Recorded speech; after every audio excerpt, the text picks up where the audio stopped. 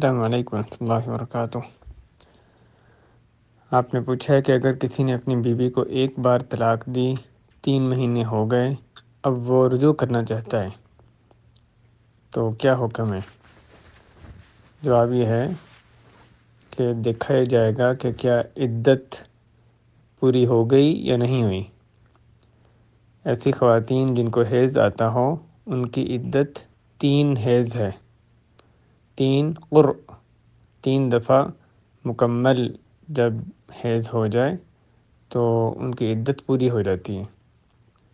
اگر 3 دفعہ حیض وہ 3 مہینوں میں پورا ہو چکا ہے، عدت مکمل ہو چکی ہے، تو پھر تو اس کو رجوع کرنے کا حق ختم ہو گیا ہے۔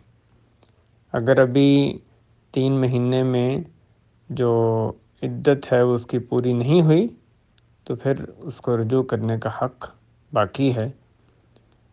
ایک صورت یہ ہے کہ جس عورت کو طلاق دی گئی اس کو حیض آنا بند ہو چکا ہے، واللائی یئسن من المحیض، جیسے اللہ تعالیٰ نے فرمایا کہ جو عورتیں حیض سے مایوس ہو چکی ہیں، ایسی عمر کو پہنچ گئیں کہ اب حیض آنا بند ہو گیا، تو ایسی عمر میں جو ان کی عدت ہے وہ 3 مہینے ہی ہے، 3 ہجری مہینے مکمل ہونے پر۔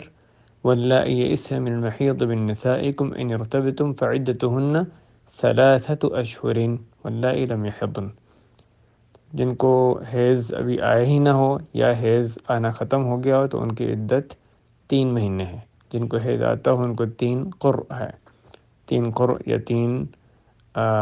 3 دفعہ مکمل حیض ہو جائے تو اس سے ان کی عدت پوری ہو جاتی ہے۔ تو اگر 3 مہینے میں جس کا سوال میں ذکر کیا گیا عدت ان کی پوری ہو چکی ہے تو پھر شوہر کو رجوع کا حق ختم ہو گیا۔ اگر عدت پوری نہیں ہوئی تو شوہر رجوع کر سکتا ہے۔ کس طرح رجوع کرے گا؟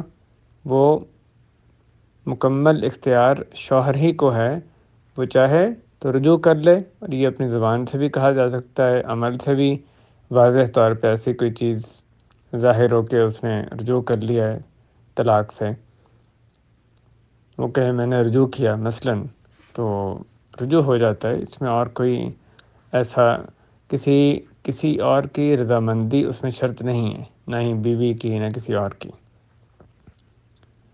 البتہ اگر عدت پوری ہو چکی ہے اور پھر شوہر چاہتا ہے کہ دوبارہ اس کو اپنے نکاح میں لے کر آئے، عدت پوری ہوتے ہی اب اس کی بیوی نہیں رہی، اس کے لیے اس مرد سے اس شوہر سے پردہ بھی ضروری ہے، وہ اب آزاد ہے، چاہے تو اس سے شادی کرے چاہے تو کسی اور سے کرے۔